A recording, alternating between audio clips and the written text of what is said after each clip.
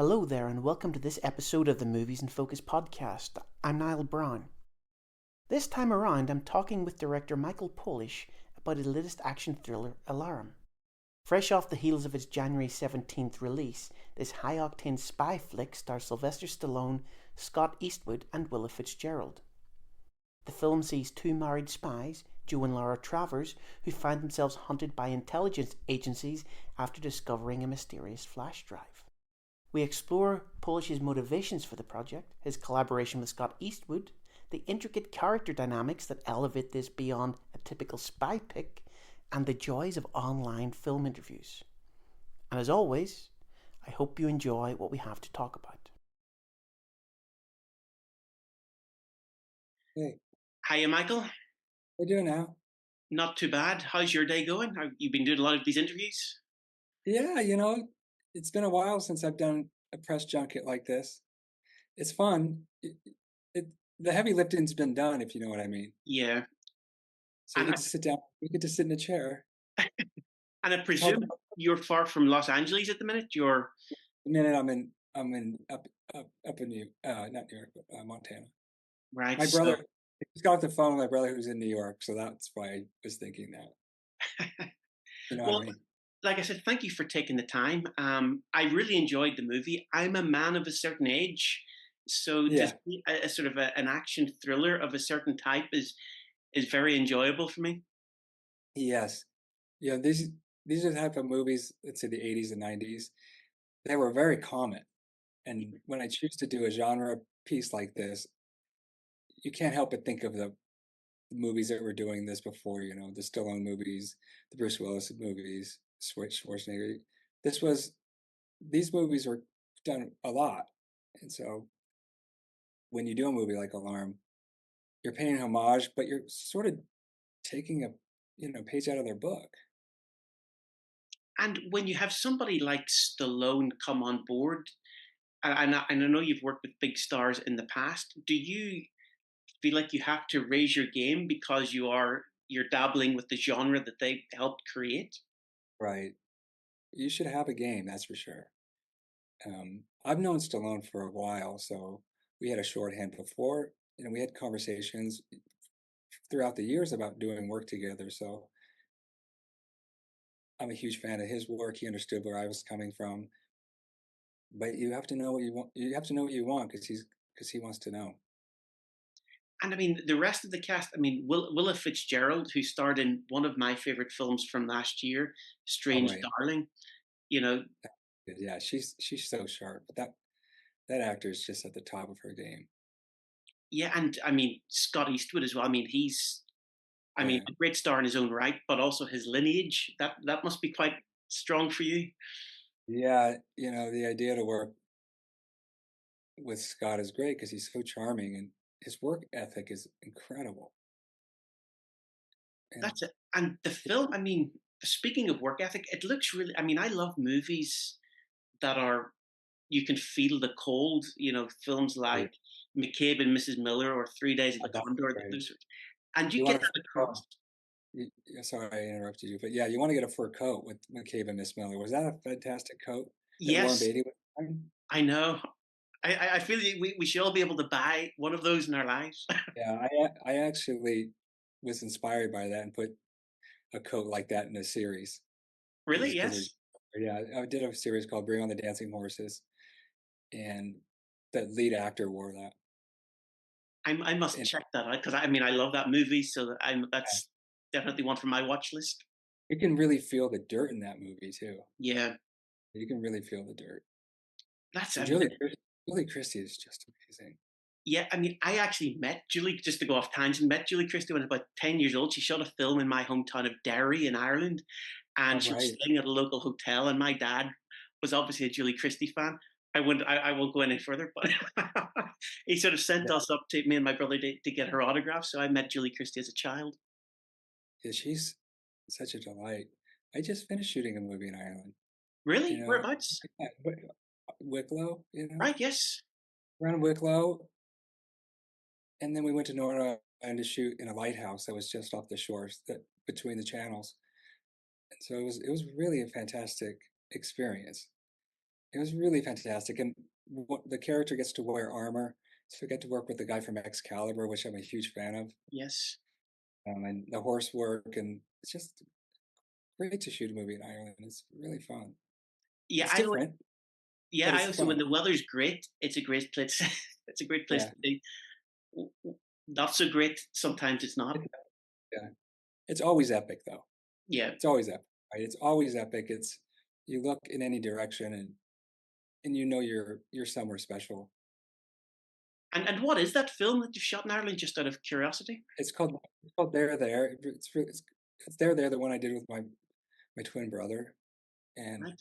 it's two twins, and each story's been shot differently from each. So I directed him one side, he directed the other side, and we don't know what it is, And so the twin experiment is how many things are coincidental, how many things that we did the same, you know. I look So forward to it's, that. yeah, excuse me. I really look forward to that one. That sounds fantastic. That'll be fun. And then we were working on a movie called The Elk, which is uh, like in this genre. It'll fit right in this genre. Yeah. I mean, it's not like Irish elk with those antlers are just spectacular. We can get those. I mean, we get pretty good racks, but that Irish, I think it was Irish deer, right? Or Irish elk. Oof, that thing Yes, is. It's like paddles. They had paddles, like wood paddles for horns. I know they're fascinating, and do you just think the power of that thing hitting you, or hitting another elk, that sort of thing? Thinking that it's a hybrid between an elk and a moose. Yeah. You know, maybe they got together. That's probably a really good pub joke. Somebody has to figure that out. we'll, Yeah, we'll we'll work on that one. yeah, Anyway, getting back to the film.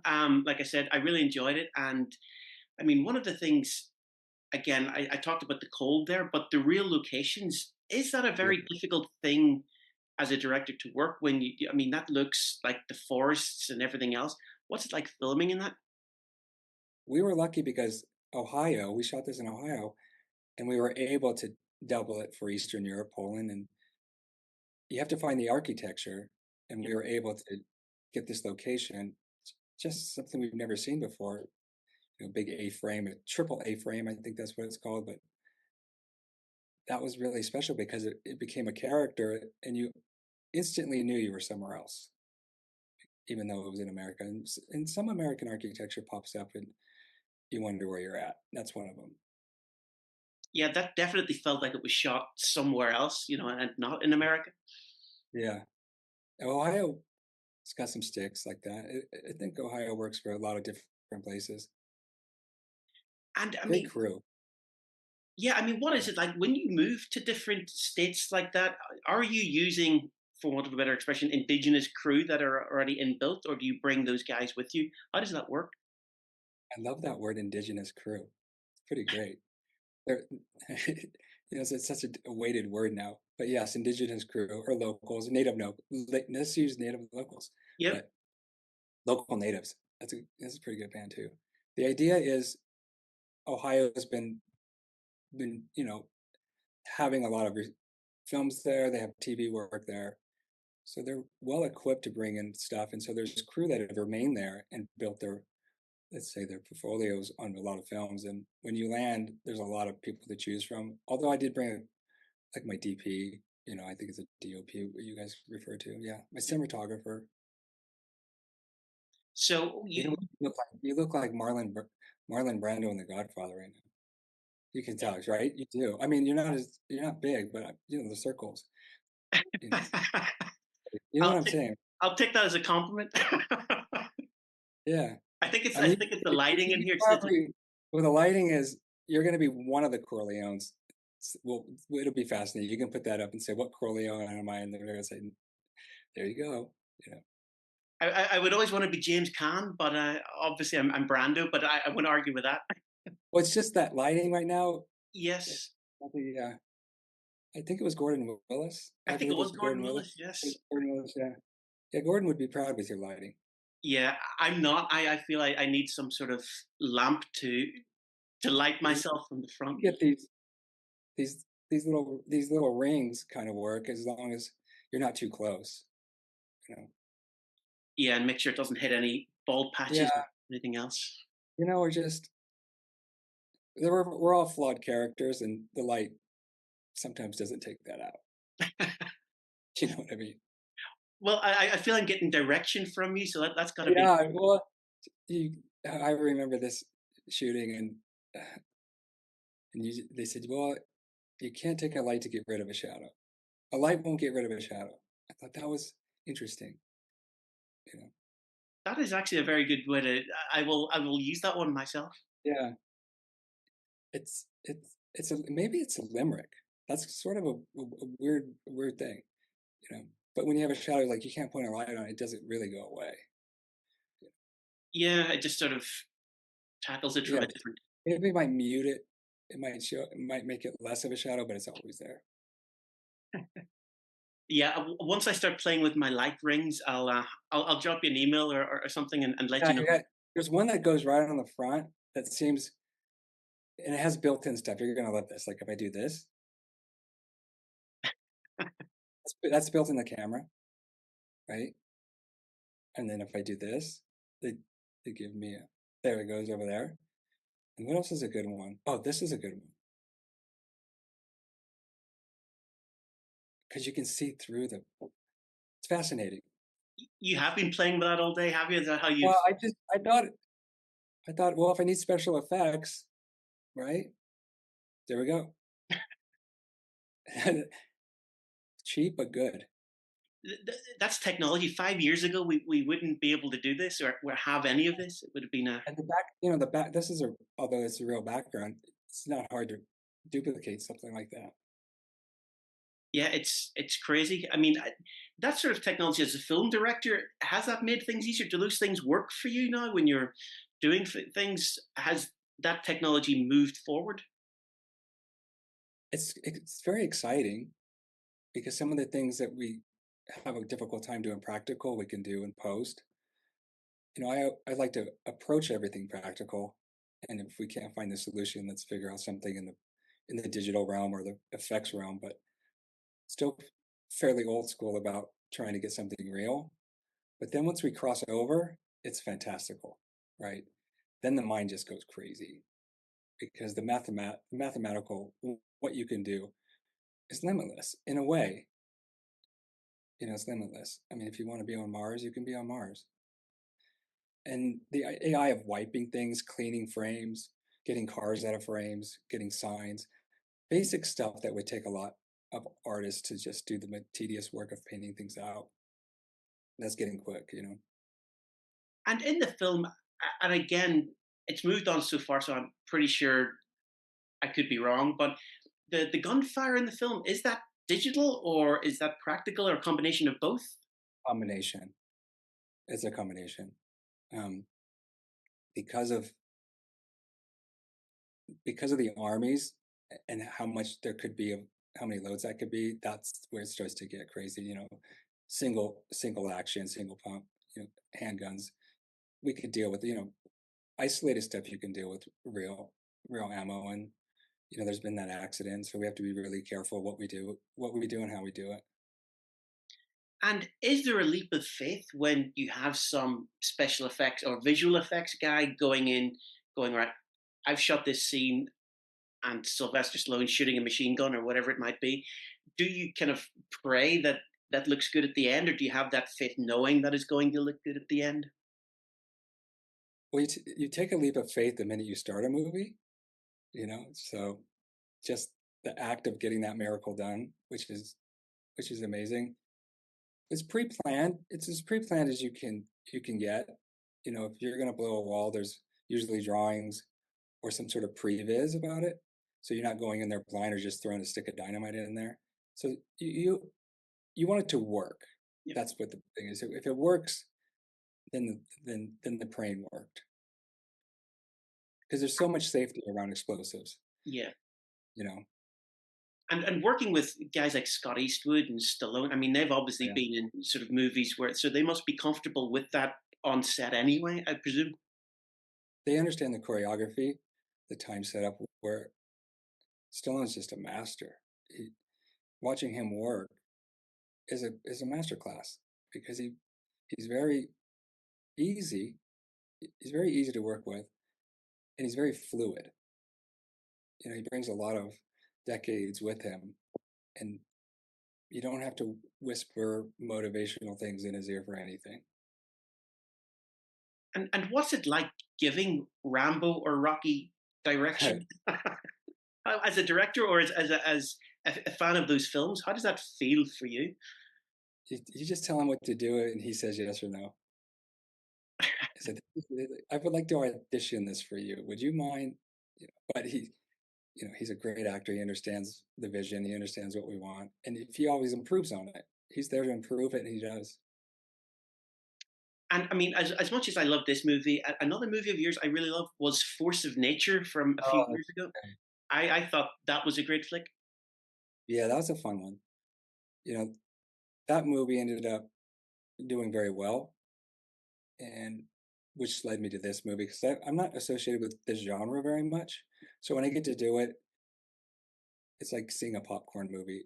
There's a lot of parameters that you have to stick within. It's an action picture. You want to make sure it's entertaining. You don't want to get off on any esoteric stuff, which I've done in the past. So you want to keep that course. And it's a good litmus test of, can you make an entertaining movie? And it's entertainment.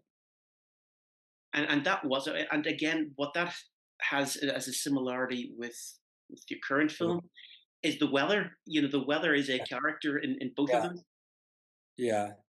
The one was shot in Puerto Rico, and the excitement of having jet fans and water going constantly. It didn't. It was a good landscape for that one, you know. So yes, and that was similar. And you got to find the right location, and then that character is where everybody else is. The beehive gets stirred in that. Yeah, no, I again, I mean, that's sort of, I think, released the summer of 2020, sort of when everyone was Yeah, kind of at home, and I just had a blast with that, and I yeah. kind of went, That was a fun movie to make. Every actor was amazed how many people we were doing the choreography. There was a gang over here and a gang over there, and running up and down the streets. well, that's, and I mean, your current movie as well, so Alarum, the choreography and the geography. How do you keep track of that as a director and knowing how that cuts together? Because that must be a very complicated process from my perspective, anyway. I mean, that's the job of the director, is to make keep the continuity and understand what the character is doing from one scene to the other scene, because it's shot out of sequence. So you spend a lot of time understanding how these things are going to match. Sometimes locations aren't the same locations that you shot. Sometimes the interior isn't the exterior. There's a lot of fun in that too. There's a lot of excitement trying to put the pieces of the puzzle together. And and with action movies, you're going to blow up a house, but you're not going to be inside the house. How's that going to work? Solving problems. That must be great on set, but once you then have done all that, you've got to put the puzzle together in the editing room. Do you wake up at night sort of in cold sweats thinking, how does this all work? Or have you kind of shot and edited mentally as you went along? Yeah, there's a version where I'm looking at it going, that'll work, and that will cut with that. This scene will work with this scene. So I have a fairly good preconceived notion how the movie's going to get put together, and then it's an action film, so it has to have a certain amount of this. It's got to flow. I think what I focused on, because this audience is fairly well served. Everybody knows these action movies, and they're so sophisticated. The audiences now. I really wanted to focus on the chemistry and how the characters. That's something that isn't a lot, in these action movies. Is focusing on a couple, their marriage, having Stallone being Stallone, but also carrying the weight of Stallone, but also helping lighten the load with Scott. It was great. But to focus on chemistry is sorry, to focus on chemistry is the fun part on this one. Well, that's it. Like you said, there are a lot of movies that just do the action, but Mhm. this did have a lot of character, and like Scott Eastwood does have a lot of relationship with different characters throughout it, and they all feel weighted and balanced. Yeah, correct. It's and they love doing it. They really do. And those are the action movies that we really enjoyed, action was secondary. You really had to understand what the baggage of the character was before they started popping bombs and shooting bullets. We got to understand who John McClane was for that moment, or Sylvester Stallone, and his First Blood was a good example of, before hell breaks loose, we're going to know who this guy is. It happens quite quick, but it's nice. And just finally, to wrap up, without giving away spoilers, the film ends with the potential of a follow-up, a sequel.